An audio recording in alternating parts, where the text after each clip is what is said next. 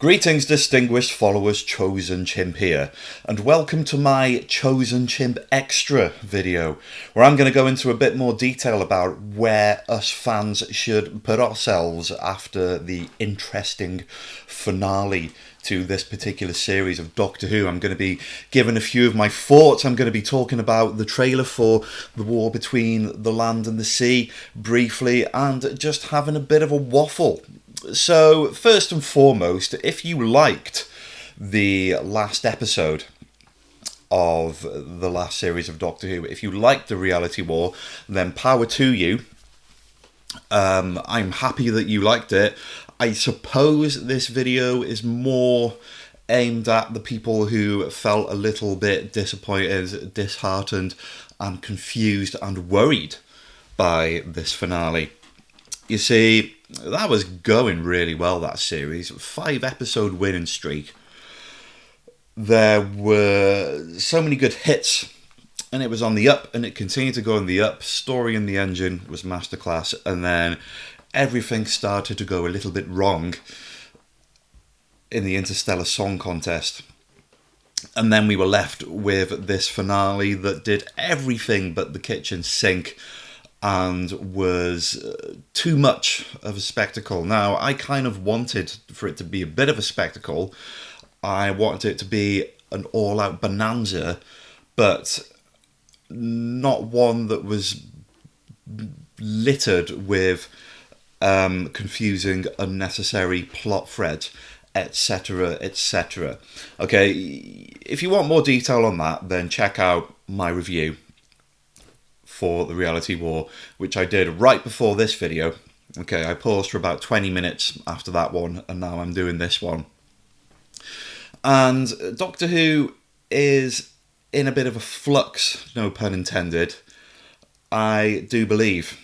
In my last video, I talked about how the whole idea of regeneration was utilised as a bit of a cheap commodity, which causes me to worry that Doctor Who is turning into something, a word that was used by another YouTuber who had some complaints about this series. They used it, I didn't entirely agree with them at the time, but now I'm starting to see what they're talking about, and that is the idea of Doctor Who becoming slop.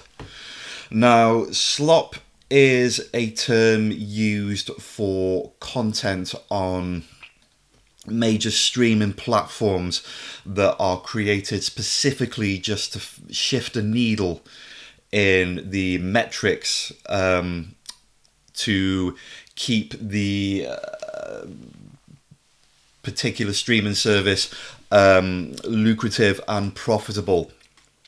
And so the content itself doesn't really have to contain any kind of meaning or substance. It's not really possible to view slop objectively as a critic. There's no real substantial narrative or storytelling or character or feeling or emotional content to be garnered from slop. And the fact that regeneration was being used in a way that made it just a bit of a shock surprise, that the sacrosanct nature of a regeneration episode was almost mocked in this swerve-esque finale, implies to me that Doctor Who is kind of going in the direction of slop. For whatever reason, it just feels that way. I don't think anybody is meant to be excited about a Billy Piper tenure, really. I think it was put more in place just to shock people, just to hardwire people's brains into looking towards the next big thing in Doctor Who, when it should really be an opportunity to settle on the thing that was. Doctor Who Unleashed was airing a little montage of all of Ncuti Gatwa's best moments in the same way that they did with David Tennant back in the day, and I'm just like, no, because he only got started. This is wrong. It's all wrong. Okay, so I'm still kind of stewing over this thing. And again, there's no shade on Ncuti Gatwa. I don't know why he left. I don't think anybody knows specifically 100%. But from the human aspect, from the worker aspect of this decision, then fair play, no shade. There should be no ill will towards anybody in this party who made decisions for their own personal health and well-being, okay? That is not where I'm coming from at all.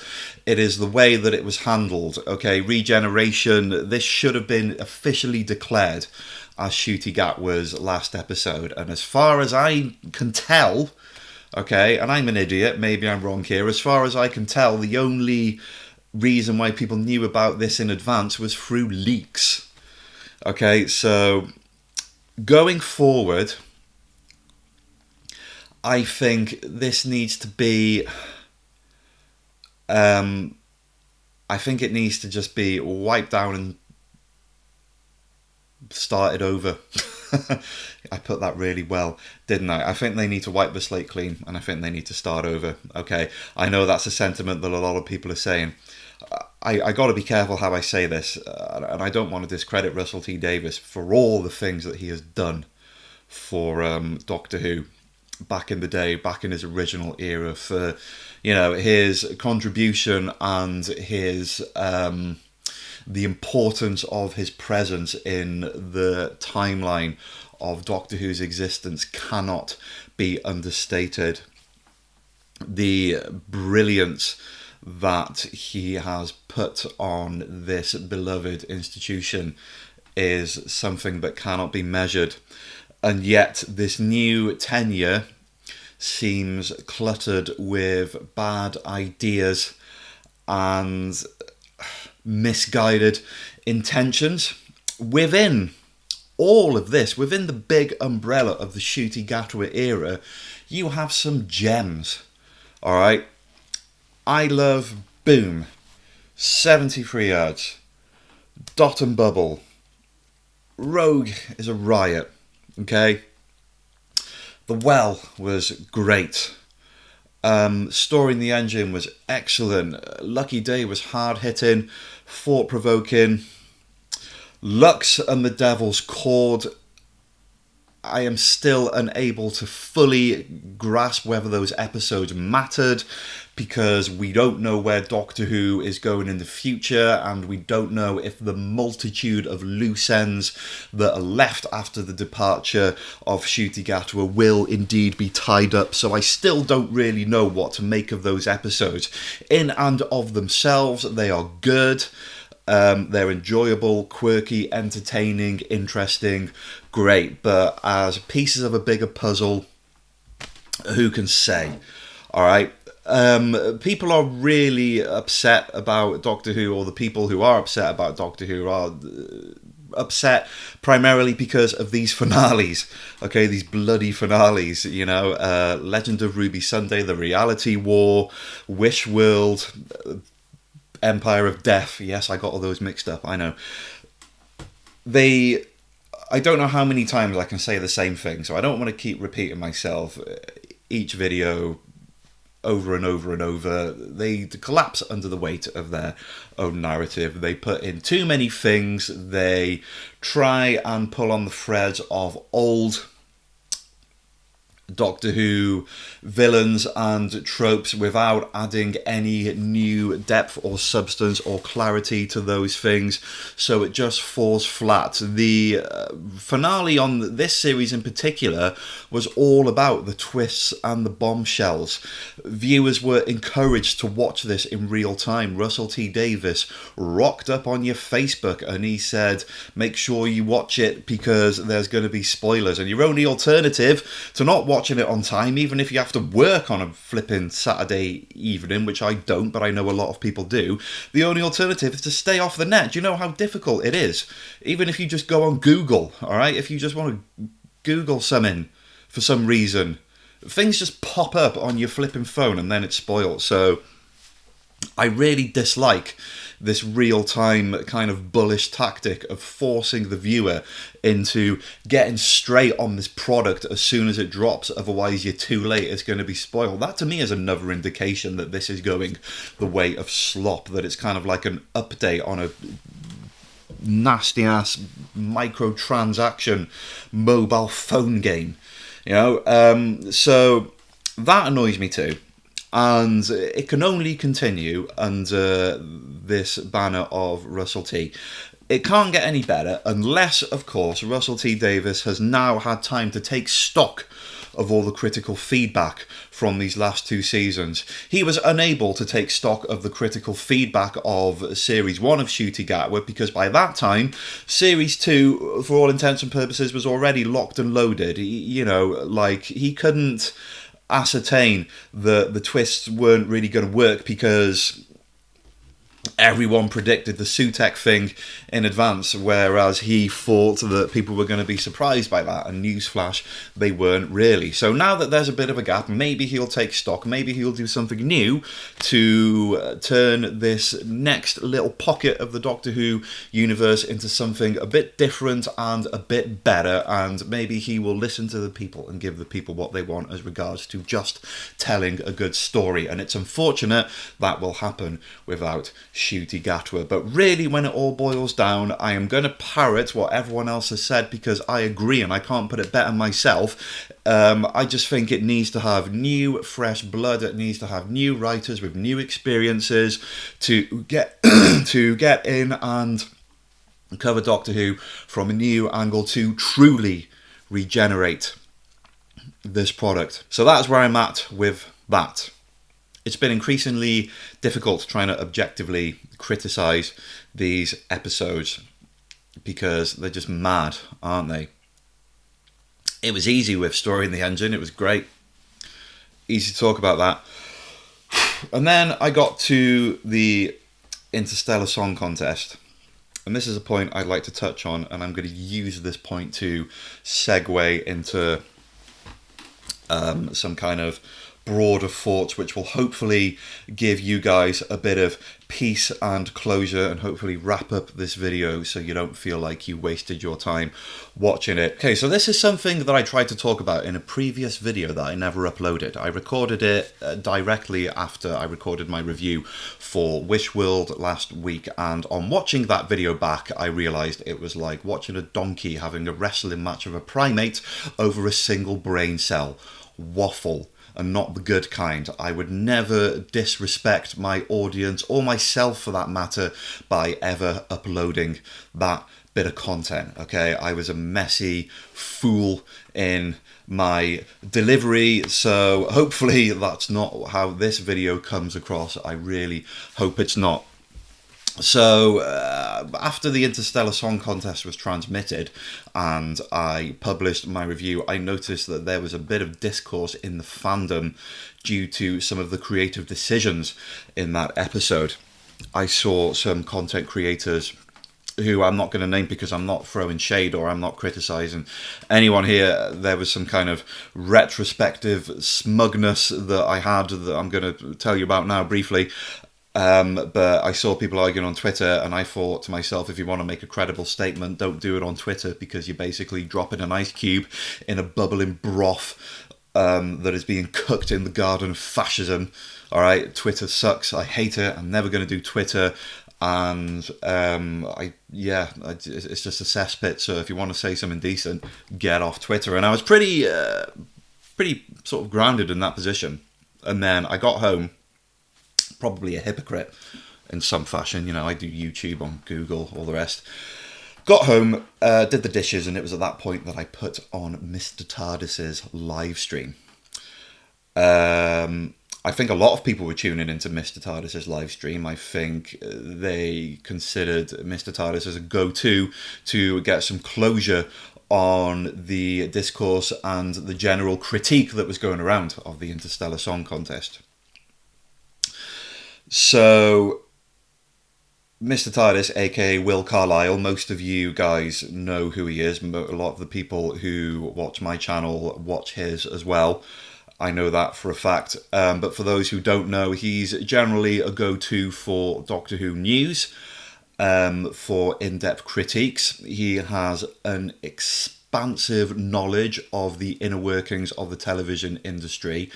And though he hasn't done a great deal of these lately, he has published numerous videos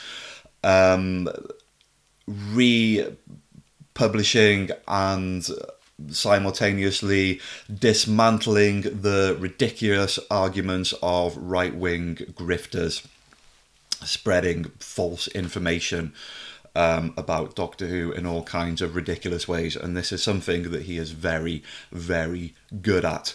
So Mr. TARDIS did a critique of Interstellar Song Contest. He then cut that chunk out of his live stream and republished it as a video on its own, which I think ranged at about an hour and 10 minutes. It was one of the most powerful critiques of a TV show I've ever seen on YouTube, and I've watched a lot of critiques on TV shows. It made me feel so contrite that I forced myself to reconsider some of my opinions on the Interstellar Song Contest. I will post a link to his critique so you can watch it for yourself if you haven't seen it already. And that means you can understand what I'm talking about rather than me trying to explain it myself. And clearly, I just don't have the vocab or the diction to do that. I will stumble on my own words like I always do. It was a heartfelt, emotional protest against the values that this particular episode seemed to uphold, making points that I completely missed in my own review.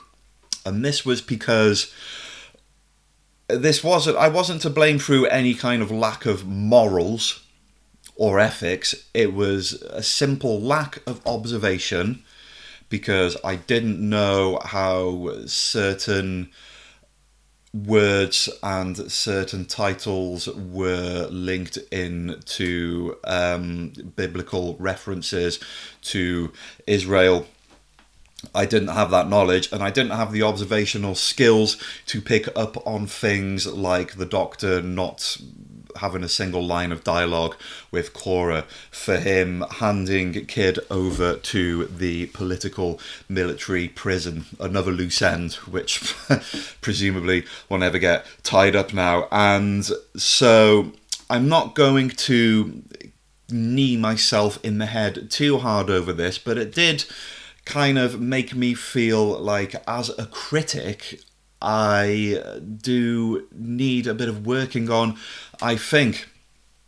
And I'm not saying that in a way that I'm licking anybody's boot here, that I am only going to parrot what critics have already said, because as a general rule of thumb, I have a complete blackout in between when I watch an episode of Doctor Who and when I do my review. So my review becomes fully locked in onto what I am specifically thinking at that time. But then I think to myself, maybe I should reconsider that policy, because surely when new information becomes available, the card is subject to change. And also, surely to do a truly good review, you must have some kind of bearing on how the credible section of the fandom responded to a certain type of media, and then take that into consideration when you're talking about things, and maybe that will help you to avoid creating arguments in your own head that never really existed in the first place, which is something I've been guilty of to a degree. I think I'm trying to second guess what people are going to think of this, and during my Interstellar Song Contest review, I bollocksed that up completely, because I was basically saying, oh yeah, hey kids, what Kid did was bad because he used violence. He was going to kill 3 trillion people, whereas what Cora did was good because she protested peacefully on a platform to get people on her side, to get people to slow clap and listen. And that's what I said, and meanwhile other parts of the fandom were placing this episode on the Mount Rushmore of one of the most immoral and insensitive episodes of Doctor Who ever made, which isn't good, is it? Especially when the series was on a winning streak. So with the benefit of hindsight, I would have treated that review a little bit differently. So that has caused me to maybe reconsider how I put out these reviews going forward. I just want to give another shout out to Mr. TARDIS, a man who I've never met in person, and I have had ever so brief exchanges with him online. I riffed off one of his Blue Sky posts recently when he was talking about casting Stephen Graham as the Doctor. I had a bit of fun with that, and then it ended with him recommending a Torchwood release on Big Finish for me, which I still want to check out. And years ago, I reached out to him when I was reviewing Flux, because he was having struggles with copyright problems that I noticed. So I asked him just for a bit of advice, and he responded immediately, and it was great advice. So really nice bloke. But I've only ever had sort of those brief exchanges with him, but I just want to give him a big shout out, because that review, okay, I love public speaking, I love public speakers, I love people who get their point of view across in a crisp, clear, concise way. Be it my friends, my family, my amazing wife, who is brilliant at that. If I see these people in a heated debate with someone, I just sit back and I watch the show, and I watch them respond in the brilliant, clarified manner in which they do. And I watch Mr. TARDIS do that in real time. In his review, when he was saying all these points, but he was also responding to people in the comment section real time on this live stream, and just the whole thing like gave me goosebumps. And like I said, I'm not trying to kind of suck up to larger creators to get the rub. Like, I'm not doing that at all. Like, genuinely, what I want to do out of this channel is to stand on my own 2 feet. But if I can't put these thoughts in my YouTube channel about Doctor Who, then where else can I put them? This was one of my highlights of this series, was just watching that guy go on this live stream. And it was awesome. And it made me realise how much of a passionate lot us Doctor Who fans really are when it gets down to the nitty-gritty. And when politics is important, and whilst they have politics in Doctor Who and they invite these conversations, then, you know, people can't be surprised when fandom reciprocate. And they did it loud and clear in this instance, and what a time to be a Doctor Who fan, right? So, speaking of politics and going forward, we've got the war between the land and the sea, which is a spin-off mini-series involving UNIT. Good luck with that. Kate Lethbridge is in it. Shirley Bingham is in it. Old favourites and some new characters too. That is going to be political, because Silurian stories always were. Silurians was political, as was the Sea Devils, as was Warriors of the Deep. It was Legend of the Sea Devils that really dropped the ball on that. That was just kind of boring, stash-twirling villains. Betrayed the Sea Devil lineage, betrayed the Silurian lineage as far as I'm concerned. Not a fan of that episode, but it's going to be political, war, conflict, different points of view from different sides. Written by Russell T Davies again, and Peter McT. Who wrote Lucky Day, which I think is generally accepted as a good episode. Also wrote Kablam, which is generally not accepted as a good episode. This is going to be a series of a lot of politics. I'm a bit concerned as to how the fandom are going to respond to this, and how it's going to tackle whatever issues it decides to tackle. I'm looking forward to it. I'm also nervous because it is under this RTD2 umbrella, which appears to continuously drop the ball. So, yeah, that's my thought on that, and there's nothing really else to add at this juncture on that, given the information that we have of that series so far. So, I'm going to end this video, this ramble, by talking about the thing that I said I was going to talk about in the first place, and that is, what are we going to do with ourselves as Doctor Who fans now? Okay, we're a passionate lot, okay? If topics that relate to us are handled with care and decency, then it's a moment of triumph. If topics that we can relate to personally are handled insensitively, then don't be surprised if people get angry, and don't be surprised if people in some cases are reduced to tears, because Doctor Who means a lot to people. It is a show that is ingrained in the hearts of many, and so the emotional response will invariably be strong a lot of the time. And if that seems weird to people from the outside looking in, then I don't know what to tell you, really. Like, don't cry next time your football team loses. That's just the nature of the game. And so, is the Doctor Who universe feeling a little bit disheartened right now? What do I do with my Doctor Who YouTube channel? If I create videos, if I upload videos about classic stuff, which is my intention, then how are people going to respond? Is there a severe case of Doctor Who burnout? Are people going to be interested in watching Doctor Who content anymore? Am I going to be interested in covering Doctor Who content in a show that is so special? And there are so many nuances and so many different avenues of Doctor Who to go down, whether it's expanded media, old episodes, backstage trivia, who knows? And I think that when the dust settles on this, I predict that fans are still going to be fans, and we're still going to love all the same stuff that we used to love. I just think for those who were disappointed with the reality war and for the momentum of this series so far, I think that it's okay just to feel that little bit dishevelled. I think it's okay just to walk away from Doctor Who just for a little bit. But then, just, I don't know. Genuinely, I thought I had a point there, but it's gone. I've got a Daleks video I want to make, so I'm going to do that. I got some shorts to publish. I want to do more Cybermen stuff. Horrors of Mondas Part 4.